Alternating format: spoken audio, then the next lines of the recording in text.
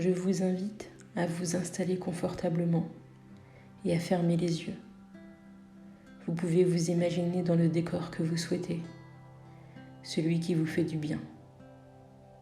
Un peu comme un décor de cinéma que l'on peut modeler à sa façon. Vous pouvez choisir d'écouter ma voix ou de ne pas l'entendre. Ce qui compte, c'est les histoires que je vais vous raconter et les émotions que vous allez ressentir. Peut-être que vous pourrez ressentir comme une sorte de soulagement ou de dénouement, un peu comme le marin pêcheur qui finit par réussir à enlever tous les nœuds de ses filets. Un peu comme si vous aviez la possibilité de dénouer tout ce qu'il y a à dénouer. Je ne sais pas quelle partie de vous va descendre chercher les émotions coincées par l'ancre du bateau. Je ne sais pas non plus quelle partie de vous va les remonter pour les détacher et les jeter de nouveau à l'eau, libre de tout mouvement. Mais ce que je sais, c'est que votre inconscient pourrait se laisser bercer par l'eau et par les histoires que je vais vous raconter. Vous allez pouvoir prendre votre temps. Vous allez pouvoir vous détendre, tout doucement. Votre imagination va prendre part de votre esprit. Il se peut que votre inconscient parte en voyage à travers les histoires, comme quand on se laisse happer par le début d'un film qu'on avait envie de voir depuis longtemps. On n'a pas besoin de bande-annonce. Nous sommes déjà convaincus rien que par l'affiche du film. Vous ne savez pas où cela va vous mener. Vous vous laissez guider par le scénario. Peu importe le temps que cela dure, du moment que vous preniez du plaisir. Vous ne choisissez pas les acteurs, ni la musique, ni les costumes, et pourtant vous y êtes presque. Un peu comme l'entrée en hypnose. Vous ne choisissez pas. Et pourtant elle est source de joie et de bonheur. Beaucoup de personnes courent après ce sentiment, le bonheur. Je serais plus heureuse ou heureux si j'avais ou si j'étais. Alors qu'en fait, elles le sont déjà. Ce n'est pas une partie d'escape game où vous devez résoudre une énigme pour y avoir le droit.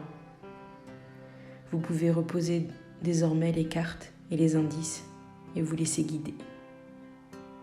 Vous pourriez même l'imaginer en relief, ce bonheur, le colorier et le sentir. Il est personnalisé, il est unique, car il est pour vous et rien que pour vous. J'aimerais vous raconter l'histoire de cette femme qui habitait une grande ville. Elle était passionnée par son travail et sa vie de citadine qu'elle avait adoptée il y a quelques années maintenant. Elle se sentait libre dans cette grande capitale. Il faut dire qu'elle avait accès à tout et tout le temps. Quelle chance de pouvoir enchaîner une journée de travail avec une séance de sport, un restaurant entre copines et un ciné. Elle organisait son temps de travail comme elle le souhaitait, car elle travaillait de chez elle. C'était devenu une mode depuis la pandémie de 2019. Ce n'était pas pour lui déplaire, même si elle avait mis du temps à s'y faire. C'est vrai, elle était d'une génération où on se lève le matin pour aller au travail, pas pour aller dans la pièce d'à côté, s'installer à son propre bureau. Elle restait donc chez elle, à travailler sur ses dossiers. Je ne sais pas si c'est l'idée d'être libre ou l'idée qu'on lui fasse confiance qui lui faisait le plus plaisir, mais ce que je sais, c'est que ces jours de télétravail avaient changé sa vie. Elle trouvait ça facile, elle y gagnait en temps de transport, en énergie et en efficacité. Pourtant, elle se sentait incomplète. Elle était appelée par quelque chose qu'elle ne maîtrisait pas. Ce rythme métro-boulot-dodo ne lui convenait plus. Et plus le temps passait, plus plus elle se disait « Si je peux travailler de mon bureau dans mon appartement, ici, alors je peux travailler de partout dans le monde. » Elle s'était faite cette réflexion sur son vélo, à la salle de sport, devant l'écran de télévision qui passait des reportages. Et ce dont elle avait le plus besoin en ce moment, c'était d'être ailleurs. Elle ne sait pas comment elle est arrivée à cette analyse, mais elle estimait le mériter, après toutes ces années de concessions, pour plaire à tout le monde. Elle avait fait des études d'ingénieur pour faire plaisir à ses parents. Elle était restée dans l'entreprise qui lui avait fait confiance depuis le début, par loyauté. C'était donc ça. Elle avait associé la notion de mérite à récompense, un peu comme si on privait un enfant de dessert car il n'avait pas rangé sa chambre. Elle s'était dit, si je fais comme tout le monde me l'a demandé, un jour je serai récompensée. Alors je ne sais pas si vous aussi, vous pourriez arrêter d'endosser une vie qui vous déplaît pour être récompensé un jour. Je vous invite à vous offrir une vie qui vous plaît maintenant, tout de suite. Et si vous vous demandez le lien entre le grignotage et la récompense, laissez faire votre inconscient pour comprendre le message caché. Faites-lui confiance. Vous êtes dans la même équipe pour trouver un équilibre et une reconnaissance. Cela me rappelle l'histoire de cet homme qui était assez actif sur les réseaux sociaux. Il était passionné de moto. Il avait eu un souci une fois alors qu'il était en sortie, en solitaire. Il se rappelle qu'il était au milieu des montagnes du Jura. Il adorait rouler dans les cols de montagne pour admirer le paysage. C'était le sentiment d'être seul au monde qu'il recherchait. Ce jour-là, avec sa panne de moto, il était bien embêté, car il était vraiment seul. Il avait les outils, mais il fallait trouver d'où ça venait la panne. Alors il s'était dit qu'il trouverait sans doute sa réponse sur YouTube. Quelqu'un avait bien fait un tuto. Malgré des minutes de recherche, il fallait se rendre à l'évidence. 0 tuto n'existait. Heureusement, il put faire confiance à une partie de lui qui était toujours présente en cas de situation nouvelle. L'adaptabilité. Il prit son temps et répara la panne. En remontant sur son engin, il se promit qu'une fois rentré, il ferait des tutos pour aider les motards, afin qu'ils ne se retrouvent pas dans la même situation que lui. Peu de temps après, on le retrouva dans son garage avec sa moto et sa caméra. Ce jour-là, il n'y avait pas forcément de panne à réparer, mais il adorait mettre les mains dans le cambouis. Et il y avait toujours des choses à faire. Sa chaîne YouTube commença à prendre de l'ampleur.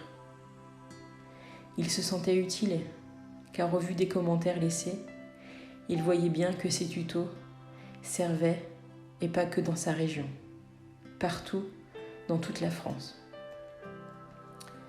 Plus le temps passa, plus il s'équipa en outils de mécanique, mais aussi en outils de communication.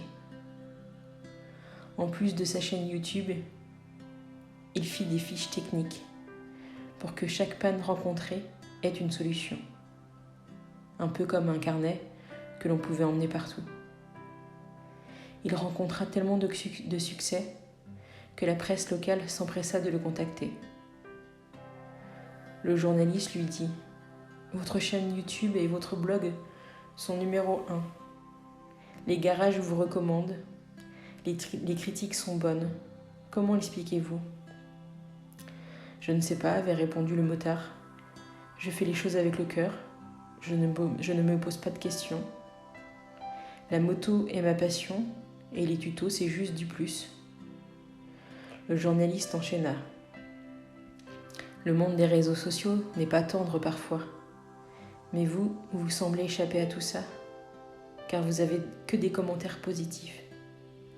Vous l'aviez remarqué ? Le jeune lui répondit, effectivement, je n'avais pas fait attention à ça.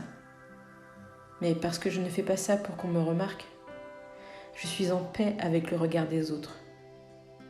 Quand une critique négative est dite à mon égard, elle ne parle que de celui qui l'aimait. Ou quand quelqu'un ne m'aime pas, cela ne regarde que lui.